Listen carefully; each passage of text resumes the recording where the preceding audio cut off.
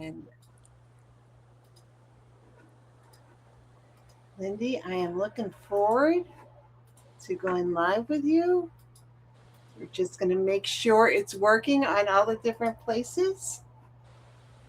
And here we go. So, folks, at some point I'm going to be able to do this so I'm not looking in 5 different directions when we start. But, here's the joy of live Instagram. Used to be live TV when I was a kid, but I'm not going to date myself. My name is Julie Henricus. I am the executive director of Sisters in Crime, and I am thrilled to have LynDee Walker joining us this week. We're doing the summer scrawl in Sisters in Crime, which means that every day there are at least 5 write-ins, and people can focus on their work for that. We do these big blocks of write-ins 3 times a year. We do one in January, one in the summer, and then one in November. But we also do write-ins during the week during normal times. So if you'd like to join SinC, please do. It's $30 through this summer with the promo code summer26. And I also, one more reminder, we have the Pride Award, which is for emerging LGBTQIA authors. And it is open for submissions through July 31st. It is a $2,000 award. So please, and you do not have to be a member of SinC to submit your work. So please spread the word. If these guidelines sound like they work for you, you can check the link in our bio, and please, let people know about this because it's a great opportunity. So what we're focusing on this month with our Instagram lives is craft. And so I ask the participants, in this case LynDee, to let us know what they'd like to talk about with 5 points. It's never enough of a conversation, but I think it's a really interesting opportunity to have just a tiny bit of information. And LynDee writes Suspense, fabulous Suspense. She has a new book out. LynDee, remind me of the title of the new book. The Other Widow. The Other Widow, and it's like a week or 2 it's been out. I mean, it's just brand new. And so Suspense is different. There's not one size fits all for how to write, for how to do craft, for anything else. But I really love her topic and what she's going to talk about. So the beauty of my role is that I sound really smart, or as we say in Boston, wicked smart, because am going to just prompt her for the 5 tips she came up with. But her title is Using Point of View and Sleight of Hand to Play Fair in Psychological Suspense. So I'm going to put air quotes around playing fair because, as crime writers, we want to play fair, but at the same time, the whole goal is to trick you. So the first tip. So LynDee, first of all, thank you so much for joining us. Thank you for inviting me. This is so fun. It's going to be a great conversation. The first tip that you shared was hold the reliable narrator. The unreliable narrator, rather. And this is, I think, for me, going to writing psychological suspense from the background of traditional mysteries and police procedurals, I realized that this might be an issue that's particular to me. I know a lot of people love unreliable narrators as a trope in suspense fiction. I'm just not one of them. That said, when my editor asked me about writing psych suspense, I figured out fast why they're so popular, because it is hard to write these domestic thrillers with this kind of book and play fairly with your reader, as we are always, have it beaten into our heads to do in traditional mystery. When you're super deep into multiple characters in the manuscript, how do you keep things hidden and until you want the twist revealed, at least, and still, play fair? So I completely get it.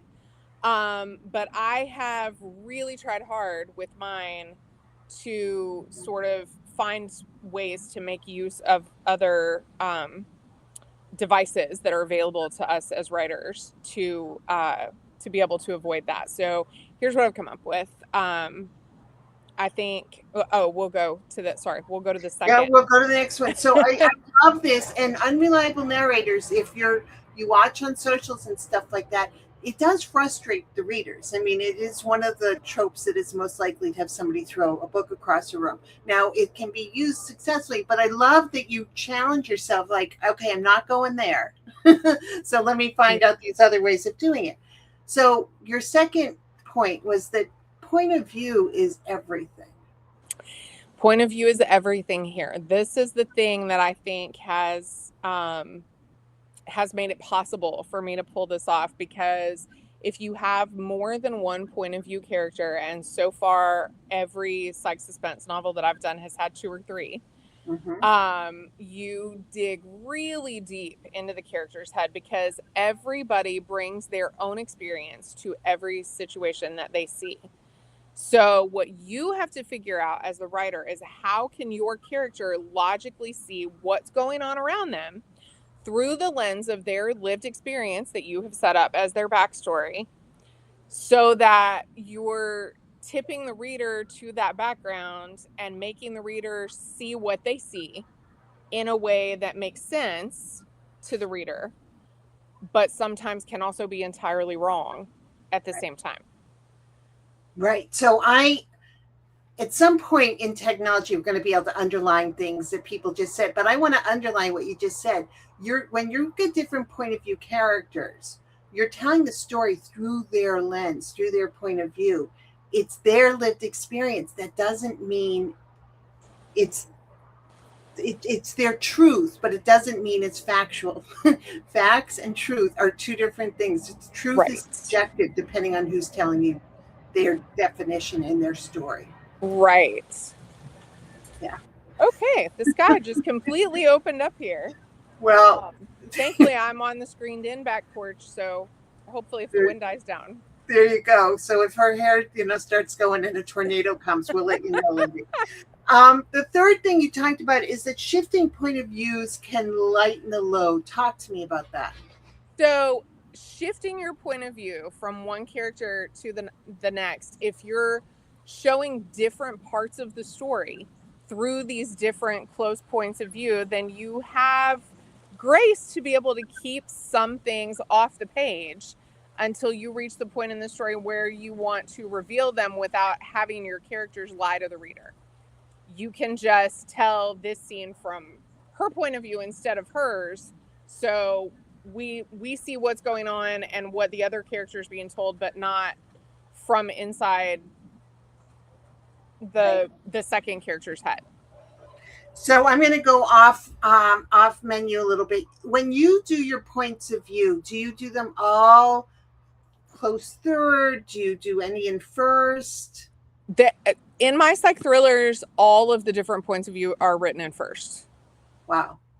So you're deep inside these characters' heads. You know their every thought, but you're also seeing what they see from their experience. And I think really the job here is not, I mean, when we're writing a traditional mystery, part of our job is to make the main character in a mystery series somebody who's likable, that our readers want to, go have a glass of wine with, want to catch up with, want to come back and read more books about. And what I'm finding in psych suspense is that the characters, you don't have to make them someone people like. What people want is someone that seems real. You want characters that are layered and complicated. And I might not agree with the point of view that this character has in this book, but if I have done my job as a writer, you're going to have enough background information about that character to understand why they feel that way. Like you might not agree with them, but at least it's going to seem logical to you that, oh, well, I see how she got there. Okay. And I'm going to, again, I promise I'll go back to her list, which is a good one. But how many books have you written, LynDee? The one that I just turned in is 25. So, and those are published. So you might have others in the draw and things like that. 3 points of view is not that's not, when you're just starting out writing, please don't, it's complicated enough and it's hard enough. That's true. That's true. A single point of view, current day, past tense, like tell the story. That's a challenge. Writing from 3 different points of view is something that you develop over time. You become a better writer the more you write. So if you've got that idea in your head that is the 3 points of view, but you're just starting out, maybe put that in a file and work out the mechanics of writing a book, and then go back to it once you've sort of built up the craft a little bit more. Yes, that is a very good point. Full disclosure, my first mystery series is past tense, first person, POV, from the point of view of a character who does the job that I did before I was a mom. So I very definitely started out writing what I know and then moved over a period of almost 15 years now into this darker stuff. So yes. And so again, and changing genres. LynDee's got a really interesting career. So I, do go visit her website and follow her on social. But she's co-written things. She's done psychological suspense. She's done traditional. She's done all kinds of different books. And I think that that's also something that is encouraging for people starting out. Like, you can shift lanes. You can change your mind. I mean, your career is your career for as long as you keep writing. So have fun with that. Absolutely. Yeah. So the 4th point, I think would be good for people to learn in real life as well. Know the difference between internal monologue and actual dialogue. What shouldn't you say out loud? How many relatives do we know who we wish would learn that difference? Oh my gosh. That's so funny. I didn't even think about that when I wrote that down the other day, but it is true. I meet people all the time that I'm like, that's not the kind of thing you're supposed to say out loud. Okay. Yeah. So my point here from a writing standpoint is people lie. Yeah. They do it every single day. Your characters can lie to each other in external dialogue that's in quotation marks in your story. That's totally fine. And I think it can work as a good kind of smoke and mirrors trick to delay reveals for your readers. But unless you've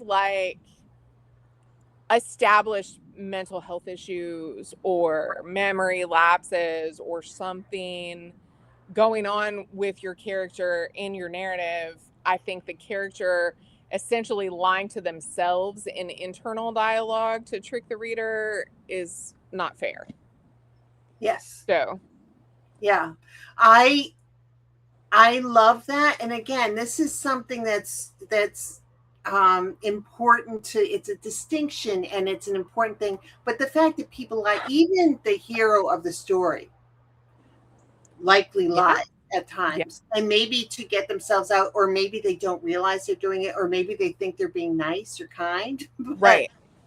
Or back to the people see things through different lenses. I mean, you and I could look at the exact same situation and walk away with 2 different stories because different things stood out to us. And so your character can recount something that happened and your reader might be going, well, now, wait a minute, that's not exactly how that went. But to that character, that's the important thing that they saw when that was going on in the story. And I think that's, it is, I mean, that's kind of why I said sleight of hand, because it is a little bit of a magic trick. You're looking for the thing that you can use to say, hey, look over here. Don't pay any attention to what I'm doing down here. Yeah. Yeah. And, if you don't understand how this works, or this is sort of hurting your brain, if you have siblings, bring up a childhood memory, a shared childhood memory, and I guarantee you everyone will have a completely different memory of that event. It can be a major event, but everyone's going to remember different things. That is a really, really good, you're a great teacher, Julie. That's a fantastic way to put this into context for something that almost everybody understands. That's true. Yeah. I listen to, my kids are, grown or almost grown, all of them now. And when we sit around and talk and they talk about things, they do exactly that. No, wait a minute. That didn't. Oh yeah. Well, I guess, Yeah, completely different. It's fascinating. And the 5th point you have with this, again, this could be a 3-hour masterclass, but we're distilling it down to folks so they can get back to writing. But time lapses are your friend. Yes. So things can happen off the page in a time skip. And this is something that I didn't really ever use. My traditional mysteries were always like the whole story happened in like 3 to 7 days. Yeah. You know, you're working on a police investigation. It's really easy. I'll throw in, if you're writing your first book, don't forget to have your character eat and sleep. Right. Pay attention to how many things they're doing in a day. I used to take a day planner and make notes, like a schedule, so I could make sure that all that could actually happen in 24 hours. Anyway, when you get into complicated, like the psychological suspense, you can skip time and you don't have to reveal what happened during that period of time that we were off the page until later when you're ready to. You just want to make sure that you use these as sparingly as you can. That's right. Because too many of them will confuse readers. Like I had a book last year where it was the longest timeline I've ever written. The events of the story took place all told over a period of about 7 years. And when I first turned the manuscript in, I think there were 5 time skips going back and forth between 3 different time periods in that timeline. And my editor was like, I'm confused. Like, I've lost the thread of where we are and what's going on. And so we went back through and figured out a way to distill it down to 3 so that readers wouldn't be confused. And so it's just, present, past, present, so that you're kind of able to keep the thread of the story. But it is a very handy tool for being able to play fair with your readers and still write these complicated suspense novels. Well, and a wonderful thing to think about when you do this is always think of yourself as a reader. And, when I see a time skip or something like that, just, I put a pin in it, trusting that the author is going to fill that gap in or explain it later. And if I get too many of those to remember, don't make me jump back and forth for things, because it will be frustrating. So just always think of yourself as a reader as well of what I would love. So this is an extra bonus. I didn't prepare LynDee for it, but you write psychological suspense. You've written police procedurals. You've written sort of action adventure with Bruce Robert Coffin, and you've written traditional mysteries. Can you define the difference, say, between traditional mysteries and psychological suspense? So to me, anyway, traditional mystery is one where you have a clear main character that's your protagonist, that's probably your predominant point of view character. And you've got a question that comes up in the first 30 pages. Usually it's somebody's dead and we need to know who did it. And you have to follow the trail and the set of clues. And usually that's pretty easy to do just in one timeline in chronological order, to get your main character from, oh shoot, there's a body over here, to, hey, this is the person who's the killer.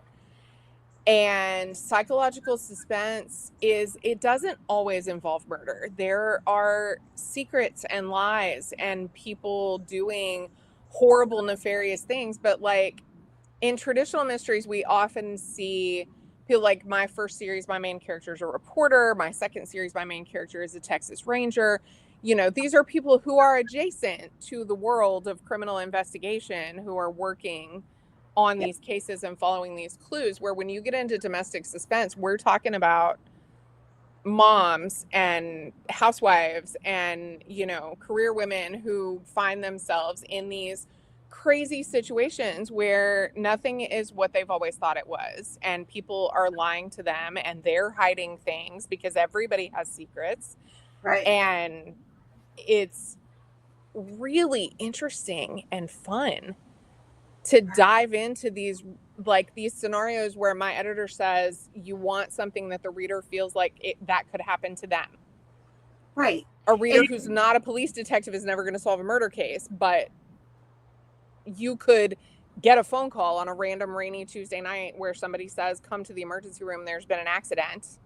Yes. And we're off. Yes.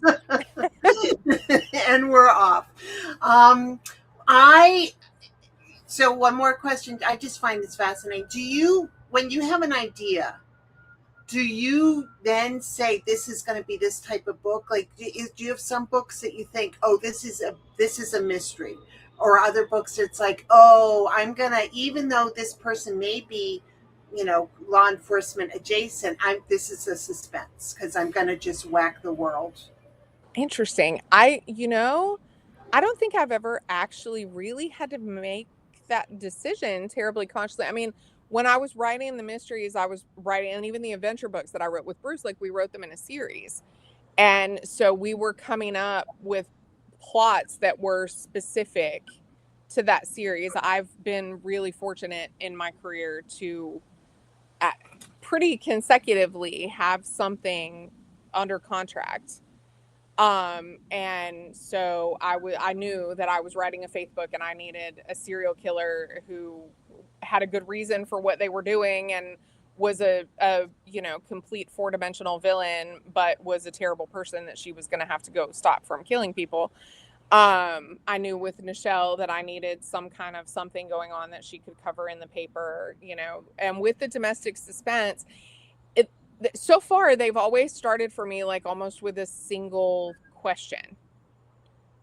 This one was, what would happen if your husband was killed in a car crash and you get to the hospital and you find out that there was also another victim of the same collision, and both people are dead, and you sort of are numb and you stand there and you listen to these people say these things that you don't really hear, and then they're going to hand you this white plastic bag that says patient belongings on it, and you somehow make it back to your house and you sit down and you open this bag and it's somebody else's wallet, somebody else's clothes, somebody else's life in here. Like, what do you do with that? You have to meet the other person to switch the bags back, but then how does that go, and what would happen if you became friends with this woman, and then how much can you actually trust a brand new friend? And so it's always the questions that fuel these stories and push them forward for me. Awesome.